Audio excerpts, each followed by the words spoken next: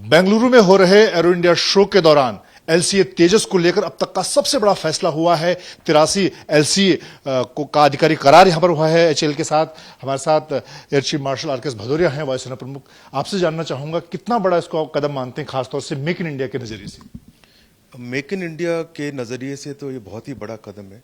I don't think कभी भी history में ऐसा हुआ है कि इतना बड़ा प्रोजेक्ट इंडिजिनस इंडस्ट्री को मिला है। 48,000 करोड़ का प्रोजेक्ट जब एचएएल बनाएगा, second year, third year and entire aerospace defence industry, MSMEs हो, प्राइवेट सेक्टर हो, उनके पास इसके काफ़ी डाउनस्ट्रीम इफेक्ट्स जाएंगे। तो एयरोस्पेस इंडस्ट्री के लिए ये एक बहुत ही बड़ा प्रोजेक्ट है एंड एक बहुत बड़ा माइलस्टोन है। और वायुसेना के लिहाज से देखें, जो हम कहते हैं कि वायुसेना पर जहाजों की कमी है, लड़ाकू विमानों की, उसको कैसे उसकी ताकत को बढ़ाएगा? देखो, हमारे स्क्वाड्स की स्ट्रेंथ आप जानते हैं वो कम हो रही थी, उसको अरेस्ट कर लिया गया है। अब उसको वापस बढ़ाने के लिए ये एक अहम कदम रहेगा, बिकॉज इससे हमें 4 स्क्वाड और मिलेंगे। एंड खाली स्क्वाड्स की बात नहीं है, इससे कैपेबिलिटी में भी इजाफा होगा। जो करंट एलसीए हैं, जो इंक्लूडिंग एफओसी वर्जन, उसके मुकाबले इसमें बेटर सेंसर्स हमने कॉन्ट्रैक्ट किए हैं, better weapon, electronic warfare system, एटवेयर रिफ्यूलिंग जो एफओसी में भी है। बट ये सब इस जहाज को और भी कैपेबल बनाते हैं एंड हमारी एयरफोर्स के लिए ये एक बहुत अहम इंडक्शन रहेगी। अब राफेल की भी संख्या बढ़ रही है, उससे किस तरह से आप देखते हैं जो तैनाती है और जो वायुसेना की जो दोनों सरहद पर जिस तरह की तैनाती है, उससे कैसे मजबूती मिलेगी?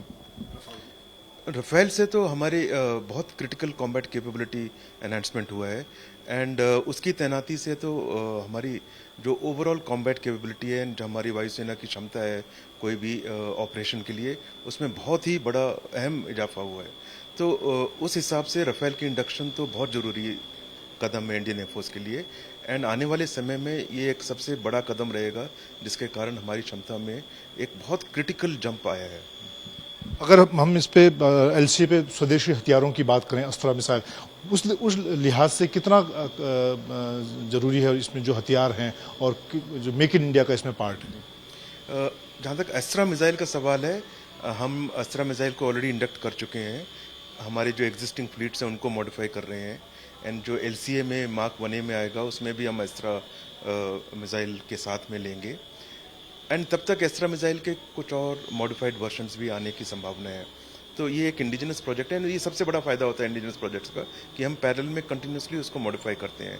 तो वेपन्स के हिसाब से देखा जाए तो अस्त्रा की R&D एंड डेवलपमेंट हमारे वेपन्स, इंडिजिनस वेपन्स अवेलेबिलिटी में एक बहुत बड़ा कदम है। सर, अभी सरहद पर जो तनाव है, खासतौर से लद्दाख सरहद पर चीनी सेना के साथ, वो अभी बना हुआ है कि काफी वक्त हो गया है। वायुसेना की वहां पर तैनाती है सेना के साथ, वहां पर किस तरह के हालात हैं? वहाँ पर जो हालात हैं, हमने अपनी फोर्सेस डिप्लॉय किए हुए हैं, जो रिक्वायर्ड डिप्लॉयमेंट्स हैं फ्रंट लाइन पे या सपोर्टिंग बेसिस में एंड हम वो सिचुएशन को देख रहे हैं। बातचीत भी चल रही है, हम उनके डिप्लॉयमेंट्स एंड उनकी चेंजेस जो भी डिप्लॉयमेंट है उसको मॉनिटर कर रहे हैं एंड जो भी ग्राउंड पे हकीकत होगी उसके हिसाब से हम भी अपनी डिप्लॉयमेंट्स को ऑल्टर करेंगे या स्ट्रेंथन करेंगे, जो भी रिक्वायरमेंट होगी।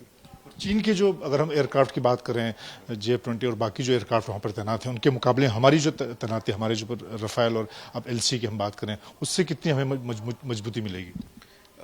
चीन के जो एयर पावर को अगर देखें तो उनकी तैनाती का हमें ज्ञान है एंड उसके हिसाब से हमारे राफेल की तैनाती, हमारे राफेल की अवेलेबिलिटी, जैसे मैंने बताया अभी, बहुत बहुत ही अहम कैपेबिलिटी एनहांसमेंट है एंड उससे हमारी क्षमता बहुत बढ़ती है। एक सवाल सर, बजट को लेकर, जो हाल में बजट आया है उसमें रक्षा क्षेत्र को लेकर जिस तरह की चीजें हैं, कितना आपको लगता है कि ये अभी जो जरूरतें हैं आप लोगों की, वायुसेना की, वो कितनी पूरी होती हैं? देखो, इस बजट में इतनी पेंडेमिक के इफेक्ट के बावजूद हमें जो कैपिटल आउटले में इंक्रीज मिला है 20% प्लस एयरफोर्स के लिए, वो बहुत ही अहम कदम है एंड हमारी रिक्वायरमेंट्स के हिसाब से हमारी सारी रिक्वायरमेंट्स इससे पूरी होंगी जो इमीडिएट हैं, जो हमें इमीडिएट रिक्वायरमेंट है मॉडर्नाइजेशन के लिए। ऑल्सो लास्ट ईयर जो भी इंक्रीज़ हुआ था, जो हमारे इमरजेंट प्रिक्योरमेंट्स की रिक्वायरमेंट थी, वो सारी पूरी की गई हैं। तो हमारी modernisation and immediate critical requirements के पॉइंट ऑफ व्यू से हमें पूरी सपोर्ट मिल रही है। कोई भी बजट की ऐसी कोई कमी नहीं है।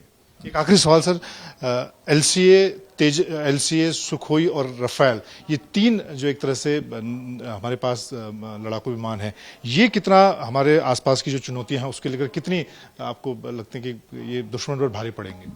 देखो, जो भी हमारे फ्रेश इंडक्शन होते हैं हम सब एग्जिस्टिंग प्लेटफॉर्म के साथ में इंटीग्रेट करते हैं। तो रफेल इंडक्शन हुआ, उसको हम सू-30 के साथ में, मिराजेस के साथ में पूरा वो ऑपरेशनली इंटीग्रेट करते हैं।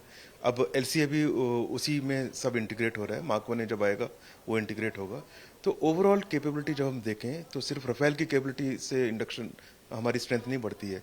जो इंटीग्रेटेड कैपेबिलिटी होती है उससे और भी ज़्यादा इफेक्ट आता है। तो सिनर्जेटिक जो इम्पोर्टेंस है ऐसी चीज़ों की, वो बहुत ज़्यादा अहम है। बहुत धन्यवाद।